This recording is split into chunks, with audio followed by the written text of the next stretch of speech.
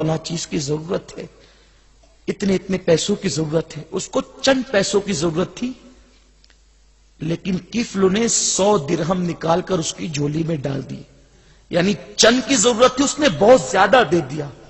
تو لڑکی شکرانے کے انداز میں اس کا چہرہ دیکھنے لگی تو کفل سمجھ گیا کہ یہ لڑکی جو ہے وہ میرے احسان تلے دب گئی.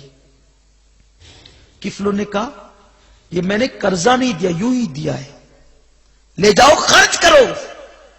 لڑکی نے کہا تم بہت اچھے ہو، تم نے میری مدد کی.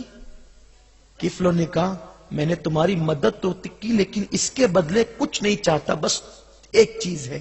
کہا کیا؟ چل کر ذرا تھوڑی دیر میرے گھر بیٹھو، کچھ باتیں کرتے ہیں. کفل اس لڑکی کو گھر لایا اور لانے کے بعد اس کے قریب بیٹھ کر باتیں کرنے لگا. سارے کھڑکی دروازے بند کر دیے. ابن عمر کہتے ہیں آقا کریم کے فرمان کا مفہوم ہے سارے گھر کے کھڑکی دروازے بند کرنے کے بعد باتیں کرتے کرتے اچانک کفل نے اس کی طرف ہاتھ بڑھایا. لڑکی تھر تھر کانپنے لگی. کفل نے کہا لڑکی، محلے کے کسی آدمی نے تیری مصیبت میں تیرا ساتھ نہیں دیا، اب تو کس سے ڈر رہی ہے؟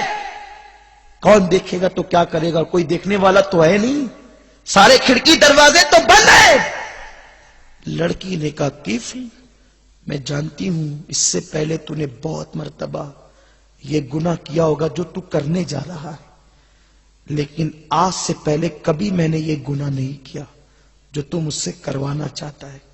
لڑکی نے کہا، لڑکی سے کفل نے کہا تو آخر تو نے نہیں کیا تو تو ڈر کس سے رہی ہے؟ لڑکی نے کہا میں اللہ سے ڈر رہی ہوں. تو جو زنا کرنا چاہتا ہے نا میرے ساتھ، میں قیامت کے دن کون سا منہ لاؤں گی، منہ میں کون سی طاقت لاؤں گی کہ اللہ کے سامنے اتنے بڑے جرم کا اقرار کر سکوں. ارے جب انسان محلے کے چند لوگوں کے سامنے اپنے جرائم کا اقرار نہیں کر سکتا تو اتنے بڑے جرم کا اقرار اللہ کے سامنے، رب کی بارگاہ میں. لڑکی نے کہا میں خدا سے ڈرتی ہوں، میرے منہ میں وہ طاقت کہاں سے آئے گی کہ میں اتنے بڑے جرم کا اقرار کروں گی جب اللہ مجھ سے پوچھے گا، اور اللہ ضرور پوچھے گا. کفل کے دل پہ بہت اثر ہوا. کفل نے کہا لڑکی اگر آج سے پہلے تو نے نہیں کیا تو جا، آج بھی مت کر، یہ پیسے لے جا اور گھر چلی جا. لڑکی گھر سے باہر نکلی. ادھر لڑکی گھر سے باہر نکلی، ادھر کفل کے دروازے پہ موت کے فرشتے نے دستک دی اور اس کو موت آ گئی. یعنی اگر وہ لڑکی کو نہ چھوڑتا تو اس کو کس حالت میں موت آتی؟ اللہ اکبر. اس کو موت آئی. پورے محلے کے اندر جنگل کی آگ کی طرح ہوا پھیل گئی کہ کفل مر گیا مر گیا مر گیا. محلے کے خشک و زاہدین نے شور مچایا کہ کفل تو مر گیا، بہت بڑا مجرم تھا، پتہ نہیں اس کا منہ کیسا ہو گیا ہوگا. پورے محلے میں گنہگار مشہور تھا نا، کیا ہوا ہوگا کیا ہوا ہوگا کیا ہوا ہوگا. لیکن کہا بھئی وہ تھا تو مسلمان، ہم نے اس کو مٹی تو دینا ہے، اس کو دفن تو کرنا ہے، اپنی ذمہ داری سے سبکدوش تو ہونا ہے نا.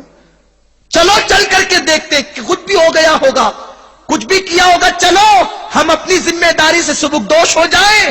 جب اس کے دروازے پر لوگ پہنچے تو دروازہ بند تھا، لیکن لوگوں کی حیرت کی انتہا نہیں تھی.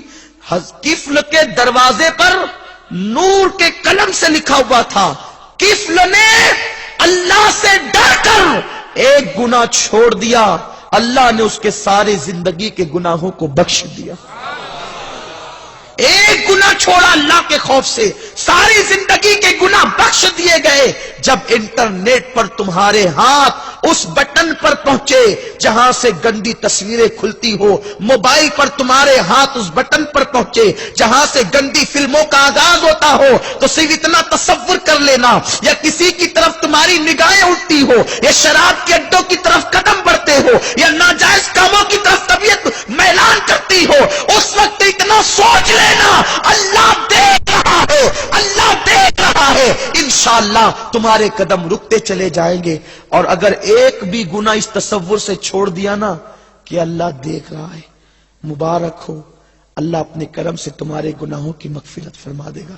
اللہ سب سے پہلے مجھے اور آپ سب کو عمل کی توفیق عطا فرمائے۔ دوران گفتگو اگر کوئی غلطی ہو تو اللہ اپنے حبیب مصطفیٰ کریم صلی اللہ علیہ وسلم کے صدقہ و طفیل معاف فرمائے۔ وما علینا الا البلاغ۔ السلام علیکم